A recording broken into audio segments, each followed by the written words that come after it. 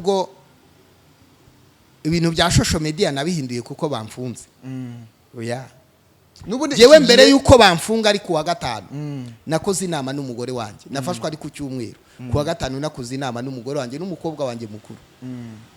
Mbabwira ko hari ibiganiro ntazasubiramo. Yes, reka ngusuze kandi nkwifuriza ibihe byiza aho uherereye hose, Aziya, Australia, Uburayi ndetse n'ahandi hose mwumva ururimi rw'ikinyarwanda. Reka ngwikaze niba wumva utamerewe neza, ihanganije n'ejo bundi nawe ubuzima uzaba umeze neza. Uyu munsi byanze kubera impamvu runaka nawe utagize mu ruhare, ariko komeza ukore cyane, Imana izaho umugisha imirimo y'amaboko yawe. Burya y'ubuzima bwanze ntabwo ari ukuvuga yuko no munsi niba byanze ejo mu gitondo bitakunda. Hari impamvu nyinshi zituma tutagera ku byo dushaka kugeraho, ariko muri no si nta kundi. Muri kino kiganiro twabanye n'umukozi w'Imana Apotre Joseph Harerimana. Apotre, turakwakiriye kuri kamera zacu.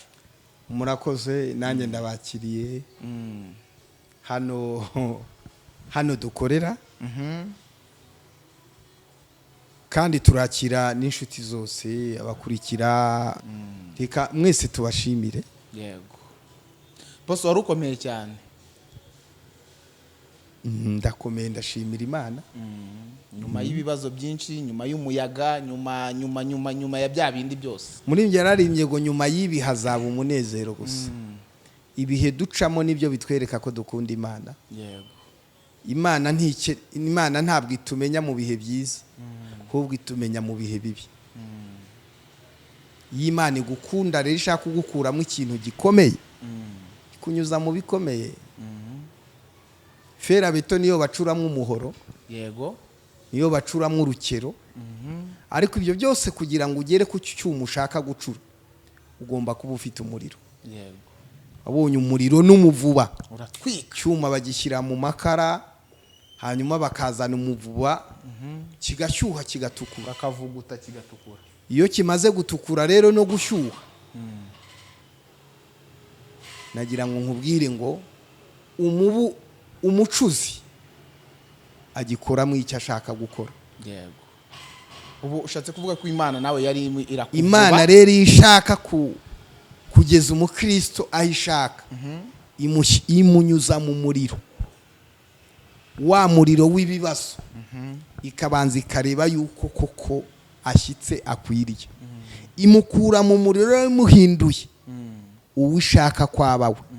Rimwe na rimwe dutinya ibigeragezo, byanatugero tukumva ko Imana yaturetse. Yego. Abantu bagasakuza ati se wabona n'ubundi twaramubwiye naho byaratinze, bakavuga amagambo menshi.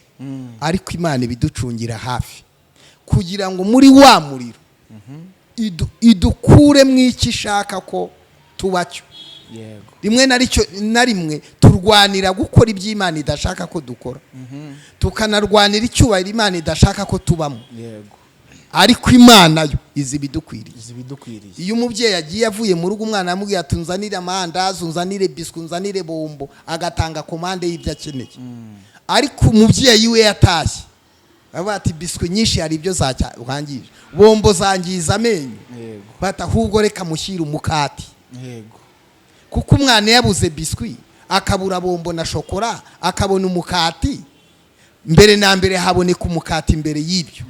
Imana nayo rero iradusunika tugaca mu bibazo, tugaca muri gereza, tugaca mu nzara, tugaca mu magambo, tugaca mu matiku, tugaca mu nduru.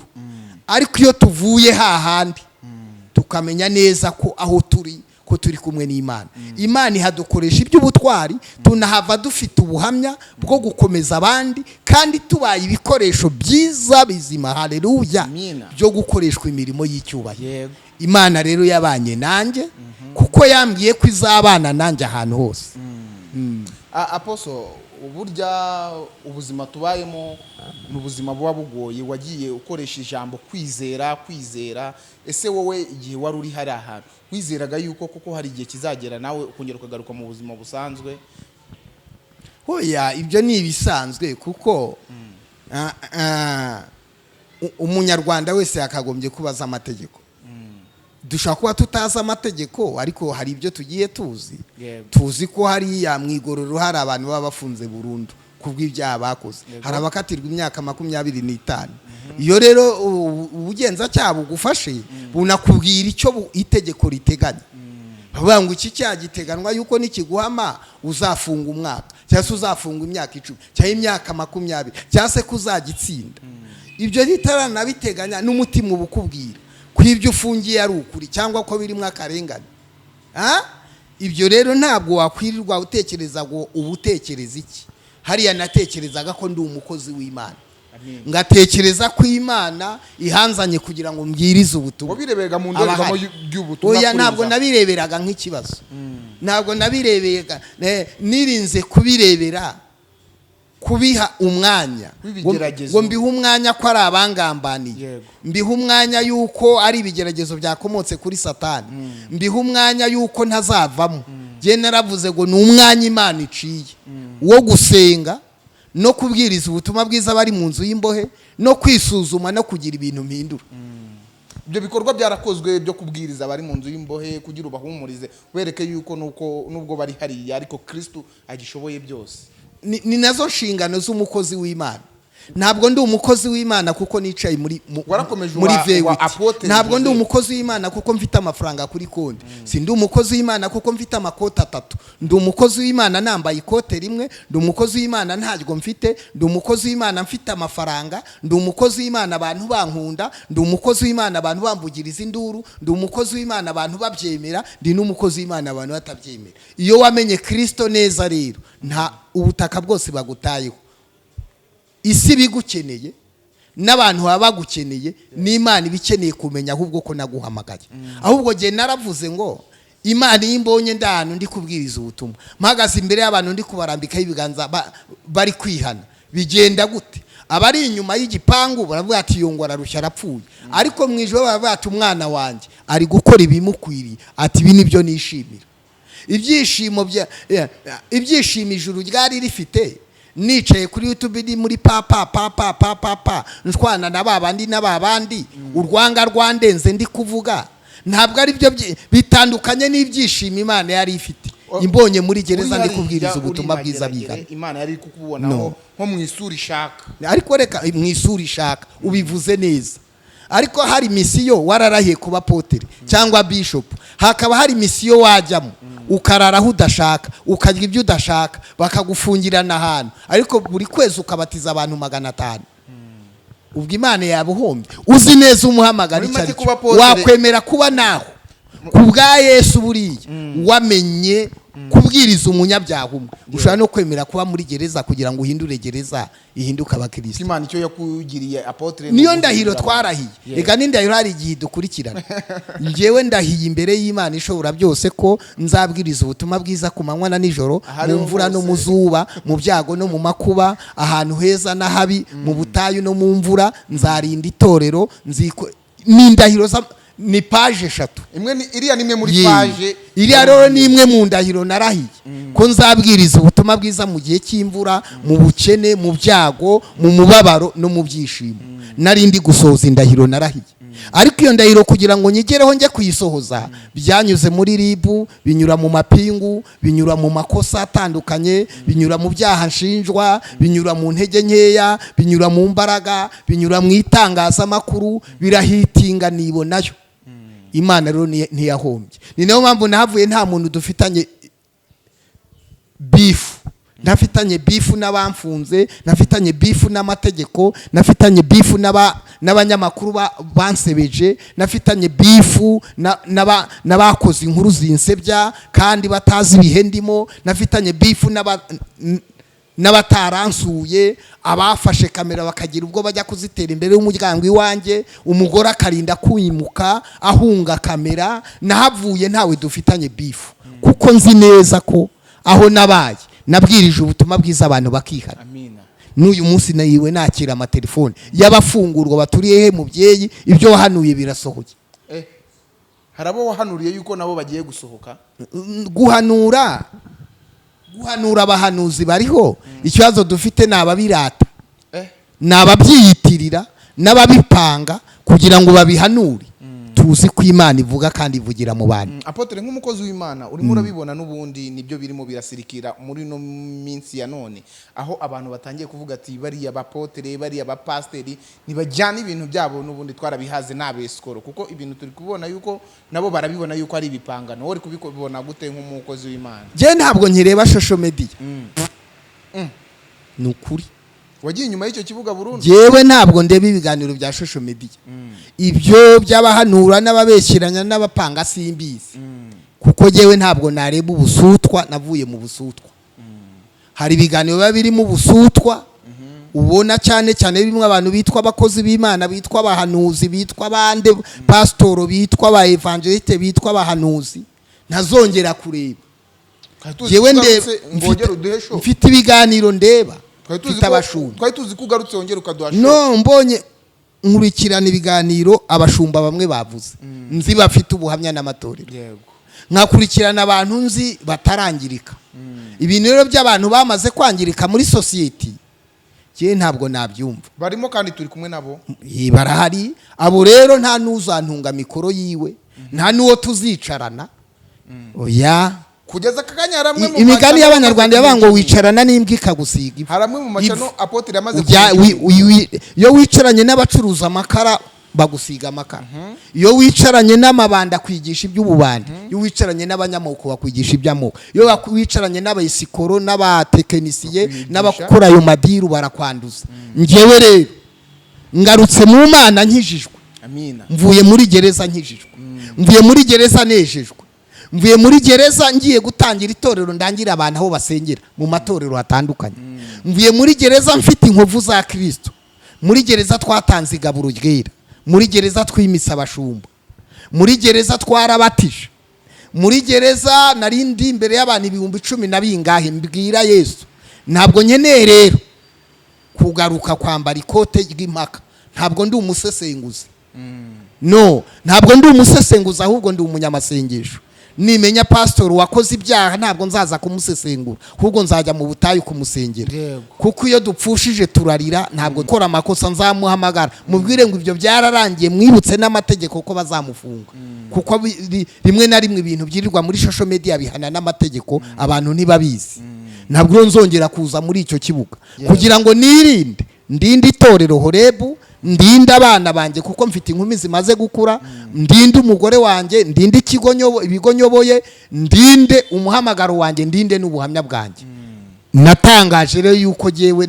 natangaje yuko jewe navuye mu kibuga no mu biganiro turi gukorana wirinde kubangwa nk'umuntu wo ku muhanda nahitiye imikoro nyigusubiza je ntabwo ndi umuntu wo ku muhanda kuko naho unsanze ntusanze ku muhanda unsanze mu kigo urabona ni ikigo kinini nicayemo urabona abakozi urabona uko binjira urwo basohoka urabona aho wicaye hari movement zisobanutse uje rero aransanga hano abasekirite bamufungurire wabonye ari protokole bamurebe umutekano ataba yinjiranye n'ibyica umutekano hari ubishinzwe abasekirite bamusake yinjire mu kigo yicare bamubwire ko ashaka Apotre Yongwe nze muri sara habugenewe hatwicaye dukora ikiganiro cyangwa ahandi utahe ntabwo rero je ndi uwo mu muhanda nta nubwo uzampamagara ngo ningusange kuri hoteli ngo ningusange kuri hoteli ngo ningusange muri jaride oya reka urwo rwego twararutambutse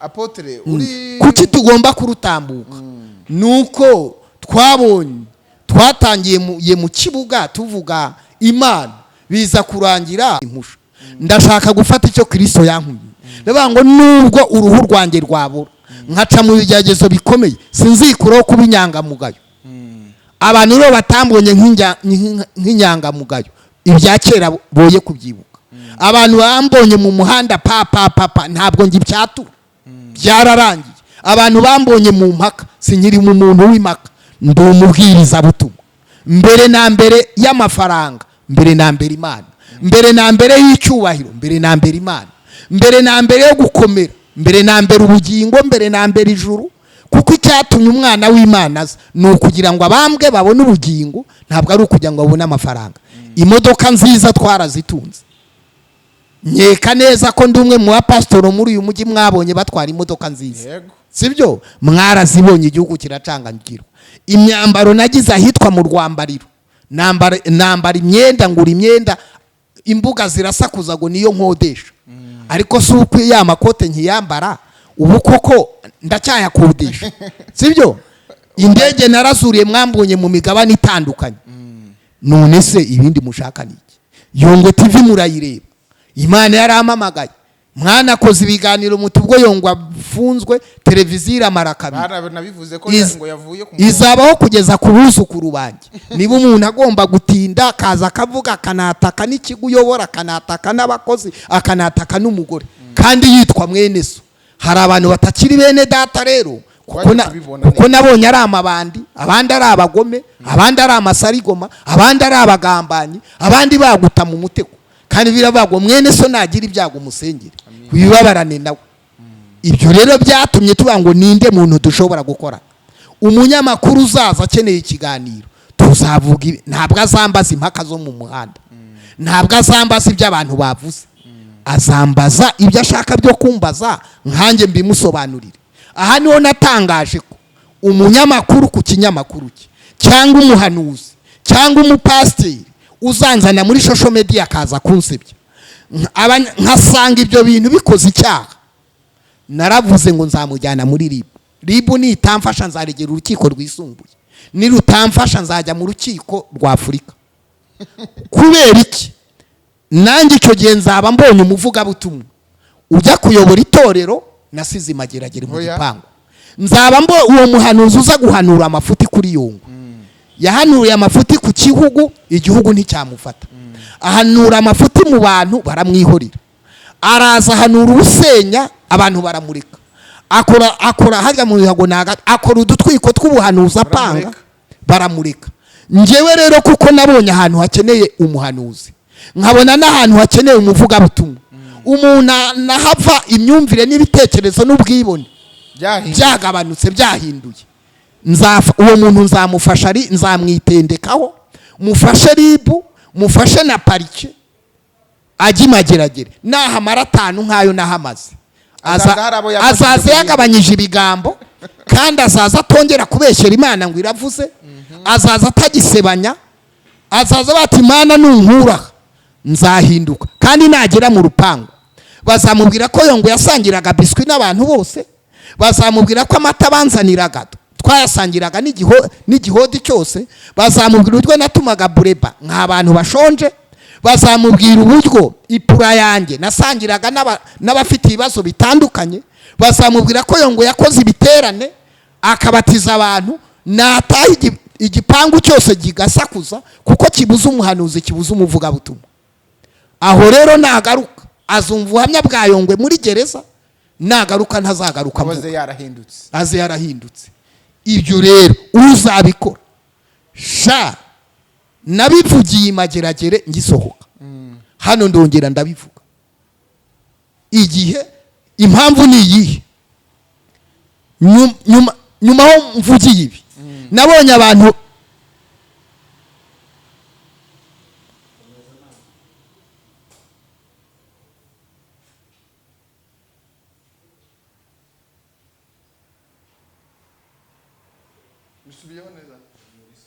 yego nkanavuga ko hari ibyo mvuyemo nabonye abantu social media yagushije nabonye abantu batakizera abahanuzi nabonye abantu batakizera abapasiteri nabonye n'abantu bahunze urusengero nabonye message z'abambwira ati Yongwe turakubabariye nabonye abambwira message bati Yongwe ni wowe Yongwe twashakaga nabonye abambwira bati twari twarakuborotse turakuborokoye nanjye nabonye abantu bagarutse ku Mana nabonye abansengeye bambwira ati Imana ishimwe ko Yongwe yitandukanije na bariya abantu ibyo rero kuko nabibonye ntabwo nzongera kuba mu mikino ntabwo uzongera Salomo aravuze ngo utwo kurya duke turimwe amahoro turuta ibyo kurya byinshi byuzuye biri mu induru nkeneye ubutumwa bwiza subwo imivurungano kubaca n'uyange yazamuka nkakiraho ikiganiro kikazamuka views ibihumbi n'ibihumbi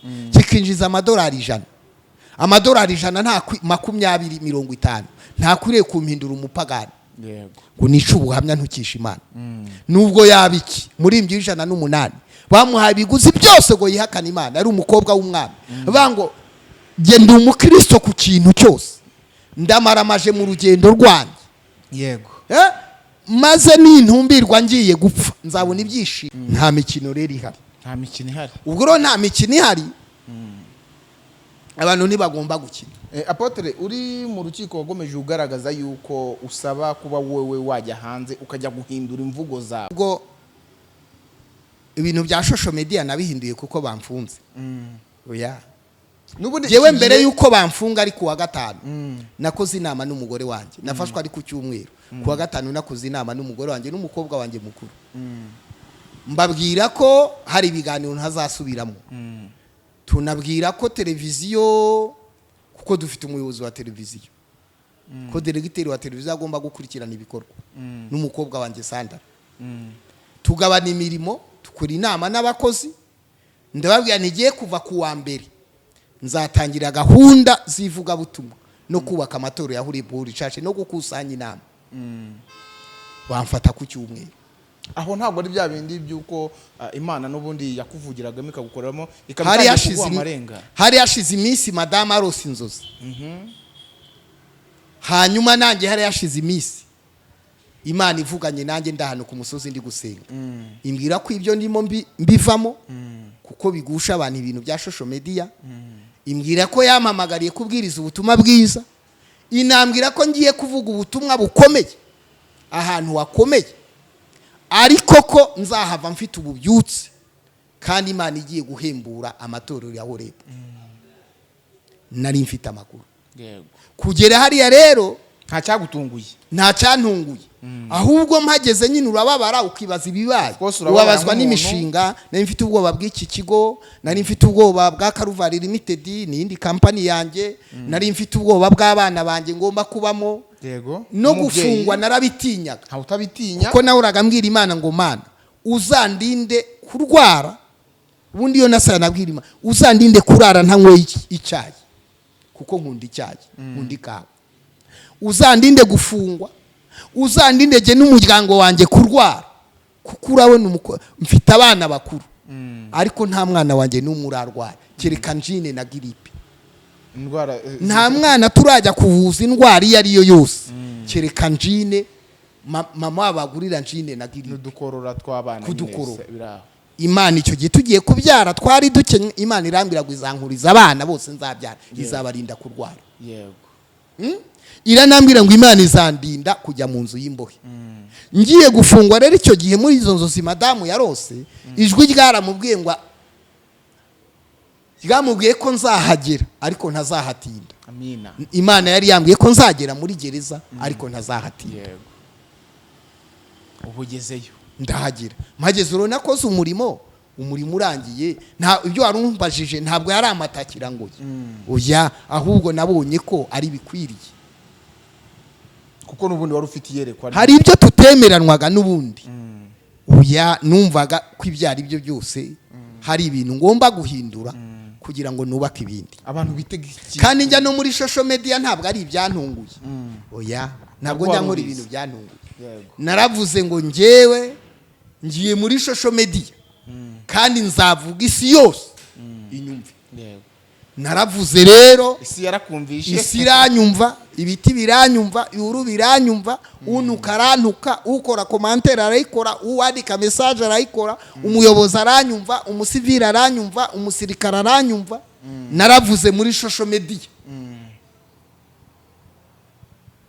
nyuma rero kugeza ubwo muzego ndabihagaritse Imana ati noneho kugira ngo winjire mu byayo neza jya n'Imageragere wari gutangirira ivugabutumwa cyane ndaritangira rero ndirimo nka Daniel abantu bitega iki kuri Apotre Yongwe wo kakanya none ngewe mu minsi mike ndabarangira ahantu hari amatorero hatandukanye Apotre Yongwe kamera muzitere mu nsengero ya Horebu murazitera mu nsengero za Horebu muze mu biterane yego dukora ibiterane abantu bakizwe babohoke bazuke tuve mu biterane dukora ibiterane hanze mu masitade nico kigira gutya nicyo kiri imbere ndi gushaka kugura ibyuma ndabirindiriye ku munsi ntazi